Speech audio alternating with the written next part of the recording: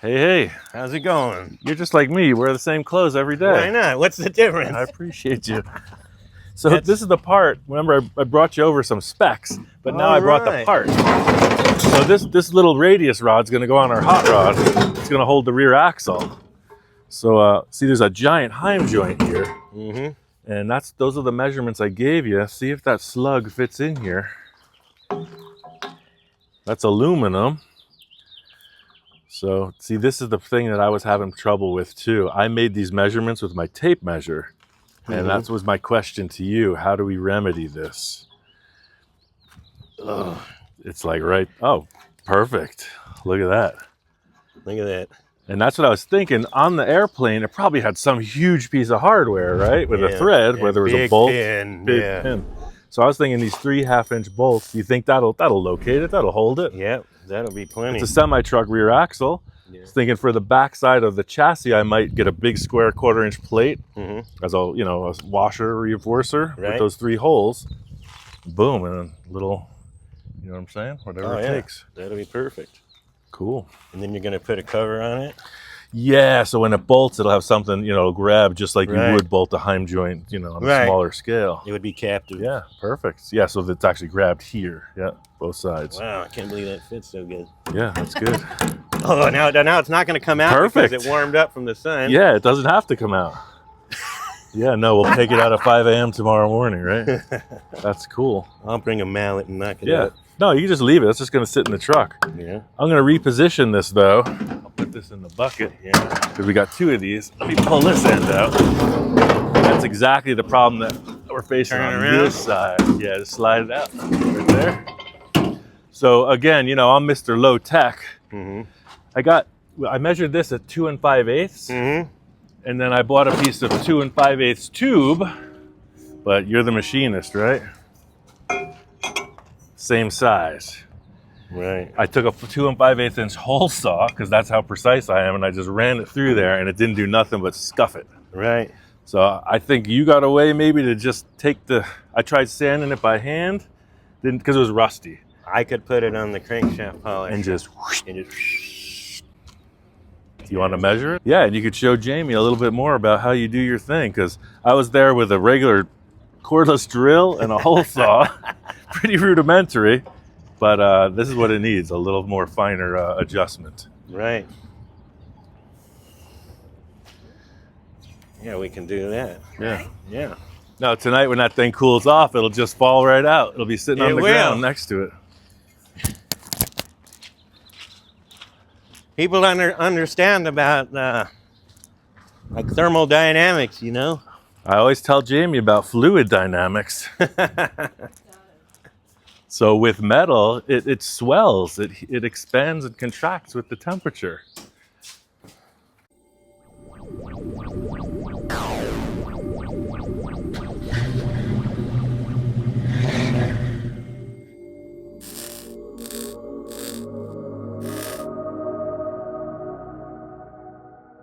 Hi everyone, hello, I'm part of today's production. Hi Marty. How you doing? So Marty is wanting to develop a class, and he wants to do it here in Rosamond, right? Right, I want to start it here. Yeah. And I want it to grow from there. And what level of people do you want? Like all levels? Like me, I know 0. Yeah, beginners, yeah. Okay, cool. So I'm in the perfect spot. Beginners are curious people that tinker on things. Yeah. People that don't have a bright future, that want to learn a trade. Yeah. That would be me.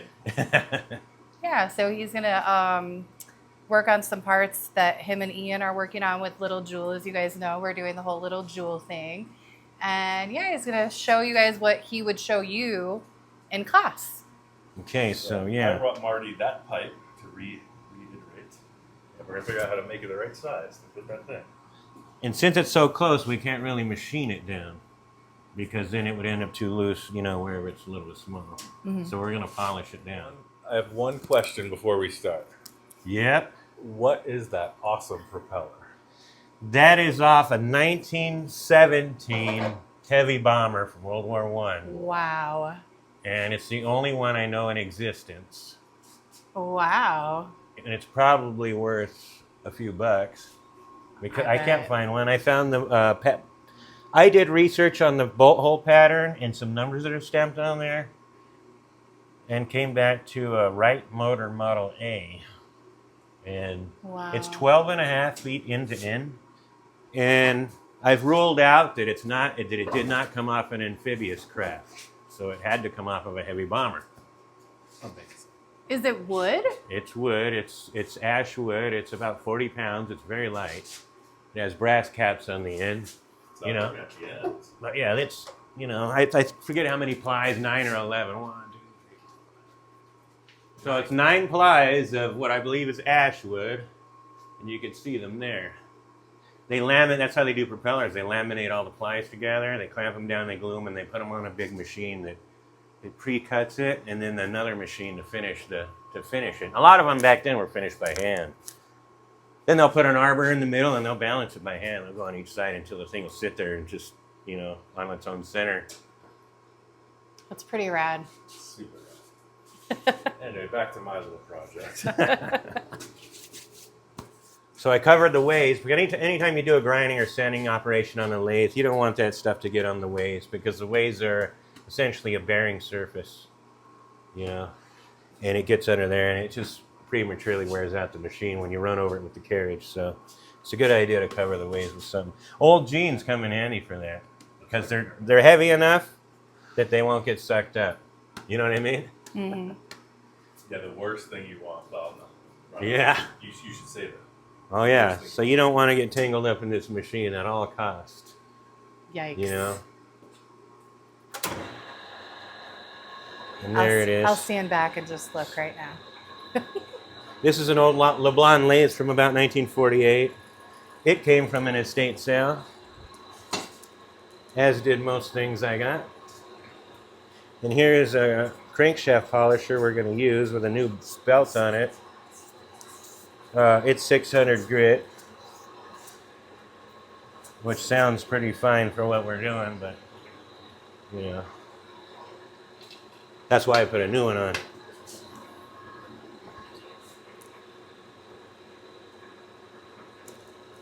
This is going to be noisy.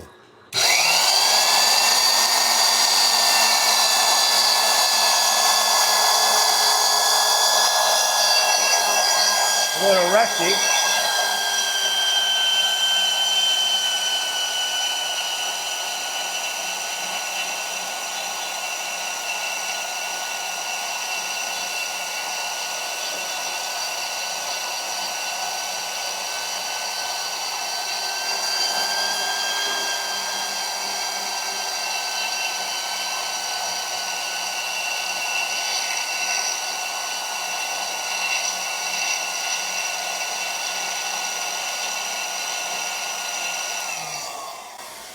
Now I'm going to turn it around.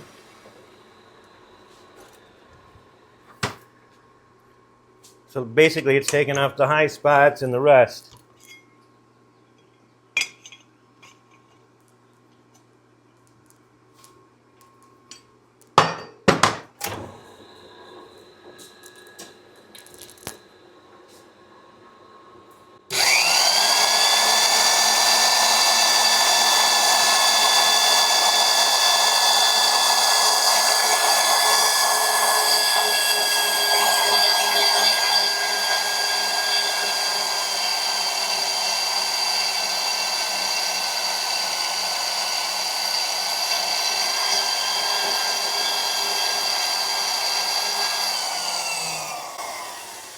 And since just because it's not running concentric doesn't mean it doesn't matter because the belt's floating, you know? Yeah. That's kind of what I was attempting when you saw the rudimentary work I did to it. I just put it on the bench and started to roll it with the hand grinder, but yeah, you've accomplished way more in that simple step.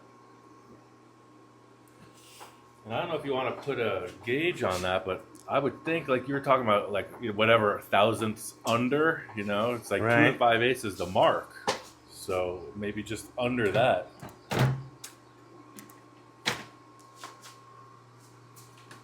This was my dad's box. It's over by 5 thousandths. You know, we're not going to be able to polish that off. What is that? This This is a dial caliper. Okay. So it measures in 1/1000ths of an inch increments. Oh, wow.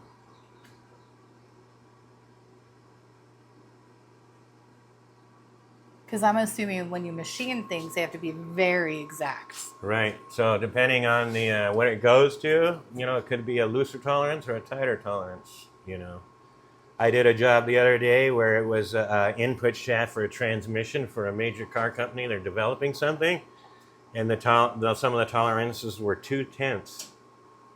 So it's like dividing a hair by like, you know, Right. That's 5 what or it 6 sounds times, like. 8 times, something like that. Wow. You know.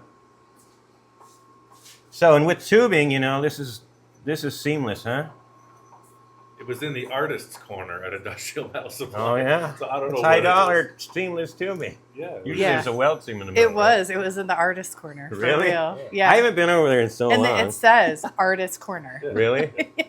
And the guy at the cash register knew me too. He's like, "Where you been?" It's true. I remember when they were across the street. That's what I told. Right? Ian That's took right. me to the Apex. Apex Surplus. That Apex. green truck out there Uh-huh. came from the founder of Apex. Oh, really? That place was so cool. I could spend a whole day just wandering around. It's in amazing, there. huh? Yeah. I mean, you could get rocket parts there. You could get switches that for something that you thought was long gone, phased out. Yeah. And it Yeah. was well organized. And it's a good.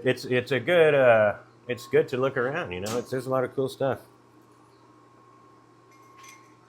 And they got the stuff stacked to the ceiling. So look, so 5/8 would be, so 2 5/8 would be the 2, 6, and then 25. You see, it's like 29.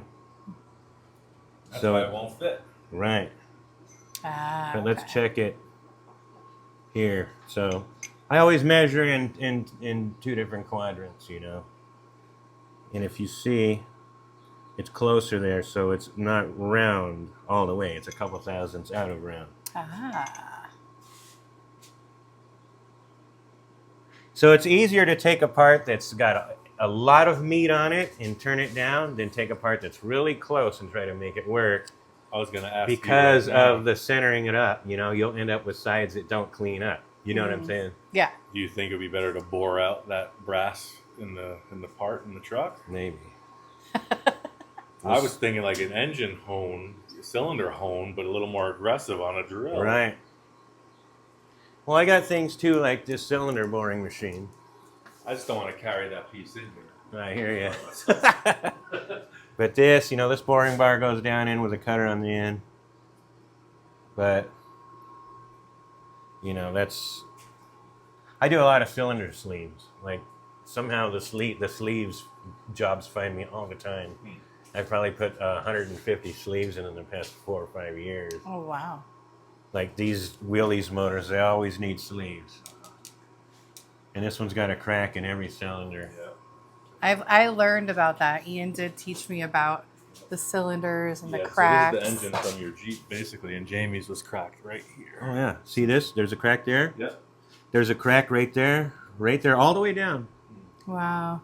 Yeah, we didn't even see the crack until we put it on video, and it was like in high definition. Yeah, and you're like and looking then at it. everyone commented, "There's a crack in it. There's a crack." A lot of people will run these like that because they can't find any other blocks and they don't leak, they say. I told the guy, I said, I can't guarantee that it won't leak, but I can guarantee all the work I'm going to do on it, you know? Plus, I bought oversized sleeves, so they're not 3/32 wall, they're 1/8 wall, so I'm going to bore the original bored out holes where the original sleeves were. I'm going to bore them out to fit those, so it'll be round, because these holes are not round. You can see that, it's there. And then if you go over here like that, Ah, okay. I understand better how that works. they're 20 thousandths out of round. Wow.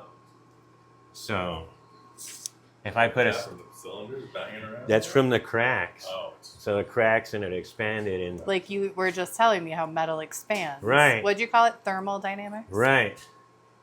But this was welded before too. You could see here. You could see there's they use like a nickel rod in there because it's cast iron. And also when you take things apart that they're worn, they're machined out pretty thin, and you got sleeves, and you start hammering on them. You know, sometimes that causes cracks and stuff. So, you know, I mean, it needs valve seats and everything. But the guy had a good motor that was good enough to run, that just to where he didn't want to sacrifice it for a rebuild. Right. People do this all the time. So we're they give you the worst one. That's what we're doing with our Jeep. It's just good enough to run, but I know it's just, yeah. Well, like I would have rebuilt the one that was in better shape if it was me. But people, you know, I guess, you know, it's sort of like the hoarder complex, right? I'm going to save this one, but rebuild the worst one. Yeah. So I have a question. What you just said, is that cool for me to leave on film if he watches this video? Yeah. That's your opinion. Right? I'm just checking. Rebuild the better one, yeah. Right. Oh, yeah. No, I give them the needle all the time, so. Okay, cool. And you know what? We joke a lot and we don't take things serious. Exactly. So, you know, and I respect other people's opinions and ideas, and all right. You know, it's cool. But I'll always tell them the correct way that things should be done, or my opinion. How long have you been a machinist? Where did you learn this from? After high school. How does one learn this? When I was in high school, I got a job at the junkyard down there by Aircraft Cylinder. That was a fun job. But anyways, after that, I begged my dad to give me a job at his machine shop. He didn't want to. He told me that your dad was a machinist. Yeah. He told me that they would grind me up over there, you know. And it was rough. It was the kind of job in the old days where the owner was over your shoulder all day, and you know what I mean? And the first part I made, his partner, the other owner, took my part and threw it in the garbage in front of the whole shop and went back in the office. So that's how I got started. It was under pressure from day one. And how old were you? I was, at the time, I think I was 19 or 20. Oh, wow. So, yeah, almost 30 years ago. Wow. And you didn't give up? No. And it was really stressful. And when I was a kid, I was a party animal, and I was, you know. No. I was, you know, I had no direction in life and anything, you know, so. I'd go to work, I'd be hungover, I couldn't, you know, I was struggling. And then one day it clicked on me, and I said, I can't do this. And then I got serious about it. And I became the head machinist over there. And I quit. And then I quit. There's power in no. We say that all the time. And then he called me back a week later and offered me $15 more an hour. Yeah. Oh, wow. And then I said, make it 17 more. He did. Cool. So what are we going to do with this thing? So we're going to see if it'll slide in there. Okay. It is a little bit out, and we may have to do something else to it. You know. And we should go try it now and see what happens. Yeah, let's go. I need some new shades, man. Oh, I was riding my motorcycle a few months ago to have a steak dinner at the casino. And I had my new Ray-Bans in my shirt pocket. Yeah. Oh, no. Really? It's right there. Yeah, so close. And I understand you're saying, ideally you don't want to make this thinner, but... How long do you need each piece to be? Just like this, right? Just to the end? Boom to boom, yeah. Okay. But you need it to pivot on here, right? You need this to be a bearing No, service? that's locked in. So that's on the axle. And Oh, this is the pivot. okay. Yep.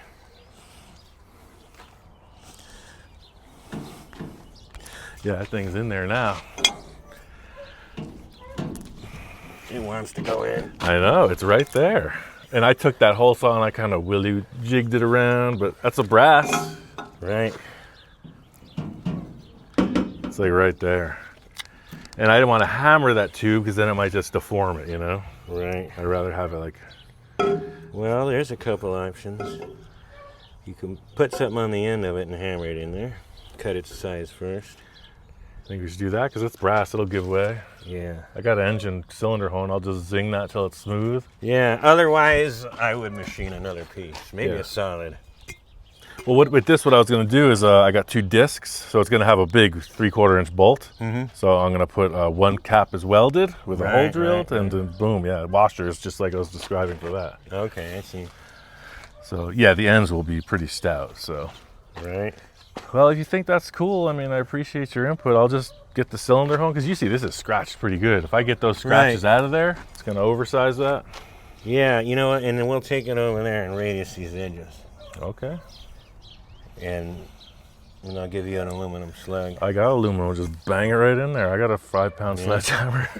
I mean, it's a semi-truck rear end. We want that thing, you know, we want it locked in there. I think it'll go in easy because I think this is a little oval, and I think it'll round out. Okay. At least it feels like that. I know, it's right there. Yeah. Or you don't even have to bevel the edges. I could do that. Nothing's precise. Right. Well, if he wants to show me anything else in Yeah. the shop. Yeah, so I'm thinking about getting back into engraving again. Cool. And I've been engraving mostly with a conventional machine, you know. Is that a rotary tool or is it just there like chisel? No, I'll show you. In that white room over there where we started. I'm not good enough to do it by hand. Yeah, we didn't get that on camera before. Oh yeah, let's check it out. I'm not talented enough to do it by hand. You know? This is the part we didn't see on the tour before.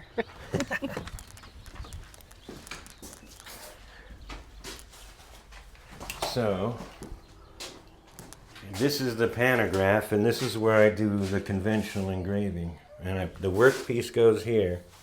This is a magnetic chuck I put on here off of a surface grinder. So I could just put anything on here and turn it on and it won't go nowhere. Well, if it's on all the way. And when you Like say that. engraving, like engraving letters or engraving... Right. Engraving letters, designs, you name it. So here's a template. So here's a stylus. So the stylus... I'll show you move this thing. You know, that was my DJ name for quite a while. It was. Really? Silky Stylus. He's not kidding. So I had my apprentice running this thing. I taught him how to do it, and then he got so hooked on it. He was here making aluminum business cards for everybody in town. Will you hold that for me? So let me move this, because...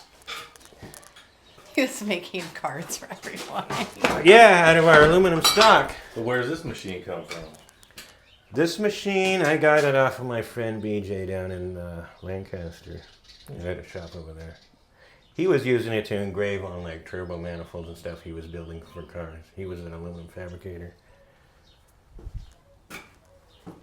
And this machine is a Gorton pantograph 2D. They make a 3D version that I want. You know, That's what I was saying. This only does flat plates. It couldn't do like a... almost, but it will do a dome. Oh, wow. And I'll show you how.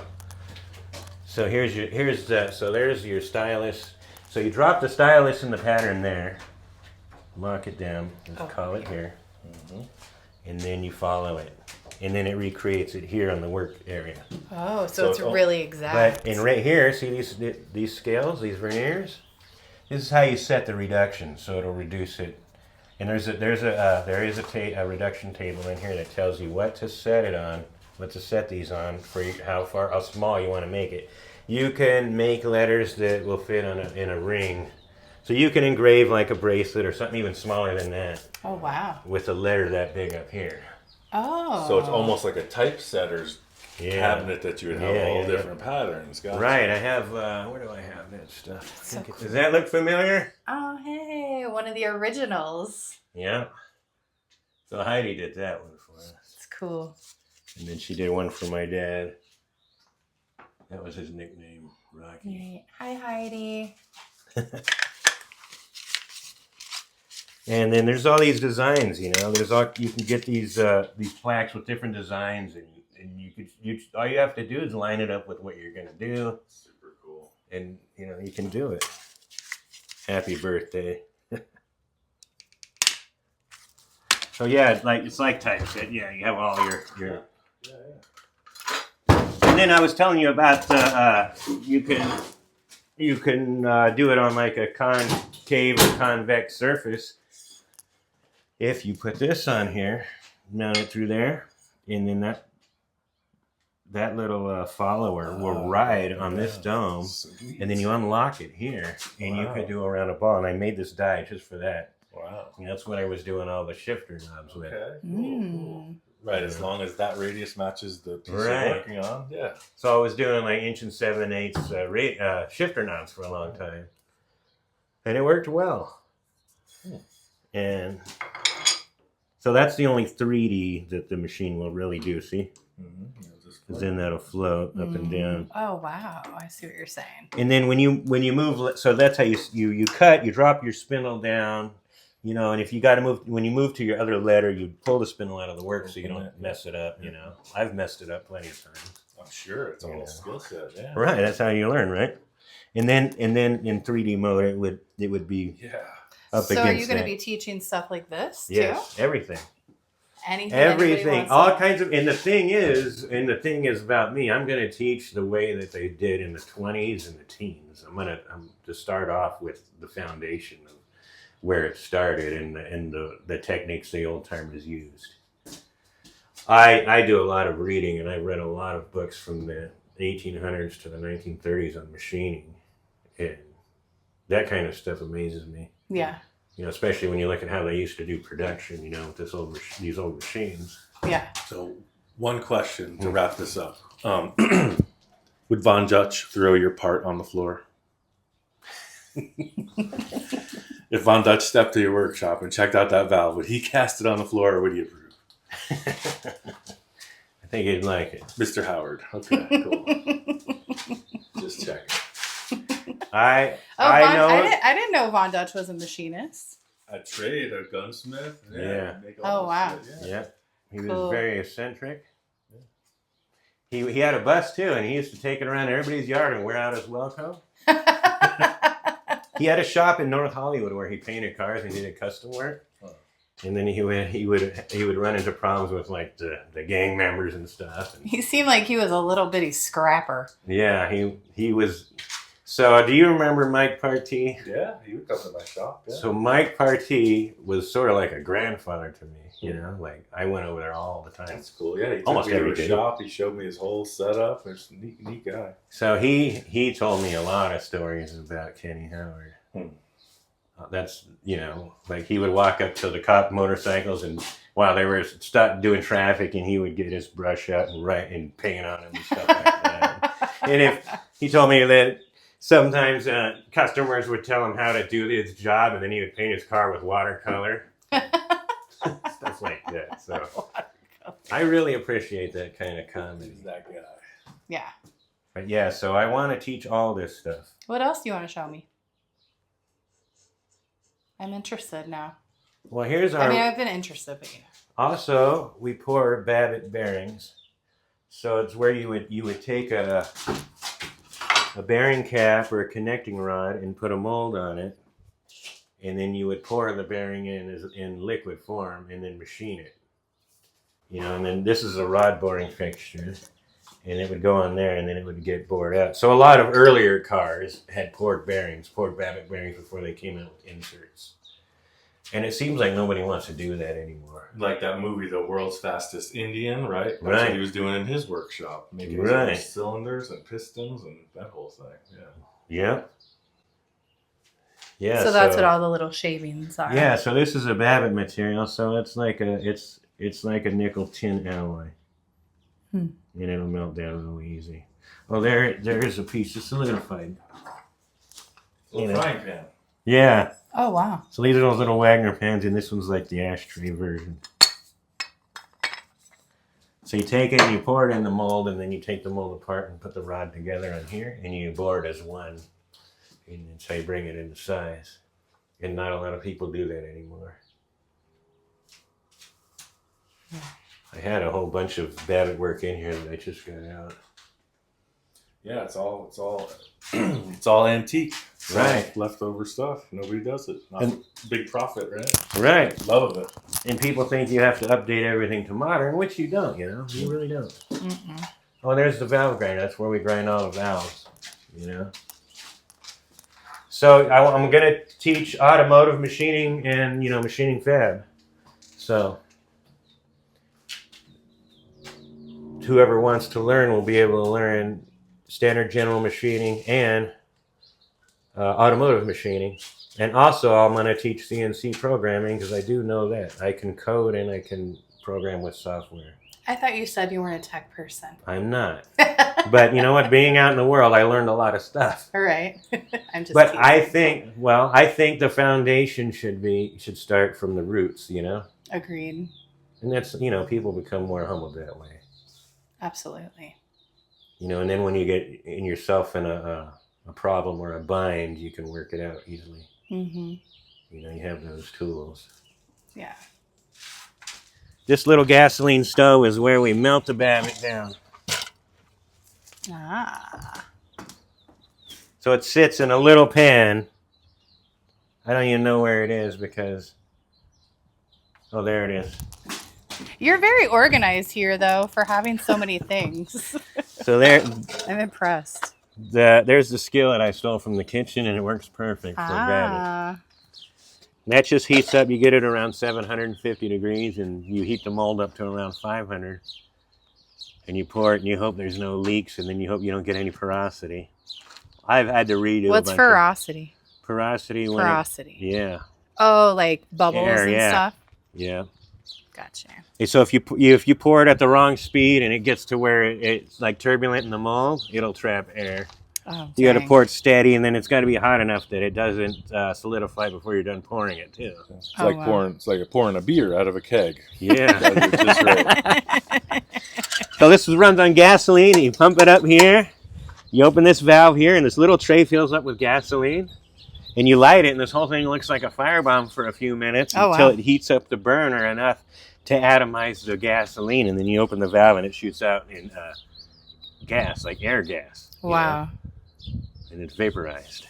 And it's pretty efficient, actually. And believe it or not, it doesn't smell like gasoline. Once it's vaporized, there's like no fumes coming out of it. It really amazed me. Well, when you have your first class, I definitely think I'm going to attend. I Right. want to see all these things in action. I think you should. I think you should. And I'd like to document some of it, Yeah. you know? And I'm thinking about doing some kind of crowdfunding or something and, you know, try to make that workshop in there a little better. Yeah. Well, just like so many people that are doing chop top classes, etc. You know, it is like a crowdsourced experience. So you can Right. put that word out. We'd be happy to share it as well. Absolutely. You could have 4 people, whatever, to start with, and just Well, it would help me out too, you know? Yeah. You know, it's my passion. I could go back to my day job and make $3 or $4 grand a week. You Nobody know? wants that. But I don't want Who to wants do a that. boss? I want to follow my dream, and I don't want a boss. I'm with you there. And I think, you know, it's like tenfold. Like people need to learn. There's knowledge that needs to be shared. So Yeah. I'm ready to share. You know, Well, this was in the yard at Apex, wasn't it? remember that? This- It was buried in the We could do it ground. in front Yeah. of you. Yeah. It's So- a famous truck. Yeah. So Let me Yeah. close the hood. I just realized when we were in Apex, I was telling Jamie Something's missing. all those drop tanks, all those rocket-shaped aluminum things. This truck was at the bottom of the pile. Oh, wow. Yeah. When I saw the color, I said, "That's the truck at Apex where all that metal was on top of it for years." It took them weeks to clear a path so we could get this out. It was like a huge Yeah, it hut was- of aluminum over the whole thing, and you could just see a little piece of the hood smashed. You could just Yeah. see like a little piece of the nose of that truck Yep. sticking out of this huge aluminum pile. The wheels were covered about 4 inches over the rims in the dirt. In back dirt, there. right? It was all settled in. And then the guys aired up the tires and they popped on them and everything. Huh. So that's where it came from. And what kind of truck is it? Diamond T. Yep, 39 Diamond T. And it was Jack Engle's first truck that he used to go through the alleys with the valet in the 50s or 60s or whenever he started. Groovy. Super cool. You have so much history here. I always bought stuff more based on his. If I could get something with some historical attachment, I was Yeah. turned on to it. I Yeah, was like, if you've yes. been to Apex in Sun Valley, you know that this truck was at the bottom of that pile because everybody was looking in there. How are they ever going to get that out? So I went over there. Well, it's actually Kelly's truck. Remember my friend Kelly? We went up there and talked to the guy's son and daughter. They work up there in the office and haggled with them, and the daughter wouldn't budge on the price. And then we finally worked out a deal.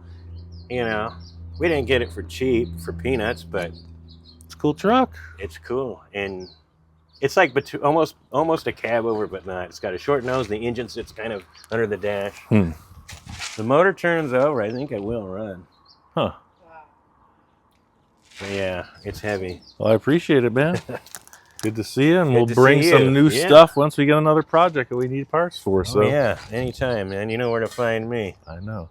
Beautiful Rosamond, California. Truly a part of California's gold.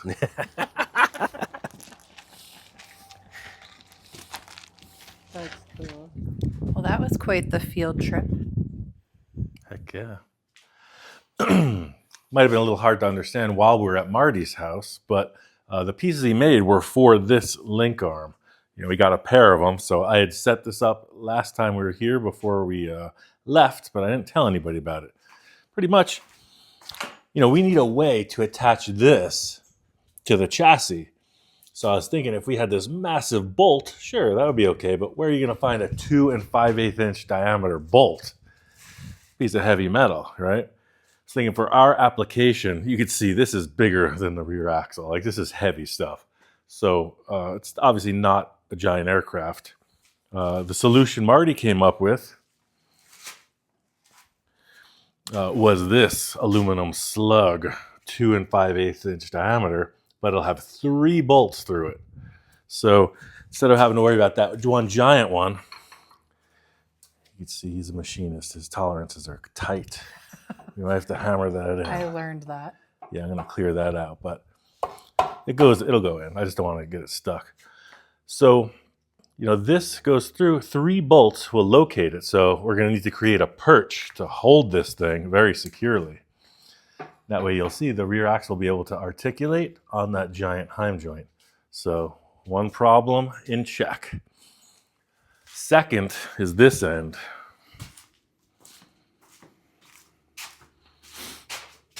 We have to attach this to the axle. And because it's a clevis like this, it's going to tend to want to rotate. So this is going to become the pin that goes through here. So we're going to have to create a bracket that comes down and allows that to go through to make that connection. And then one of our viewers had the awesome input to take that rod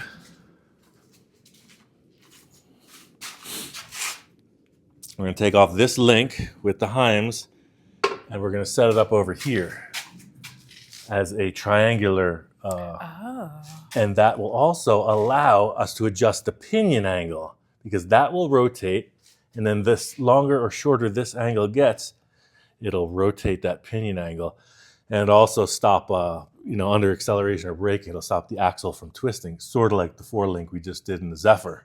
So this collar here probably won't flip to that side. It may not. We're going to figure that out. And then that's what's coming up next. I got a big hunk of steel, and we got these 2 machined pieces. We'll try to figure it out. Coming up soon, little Jewel progresses.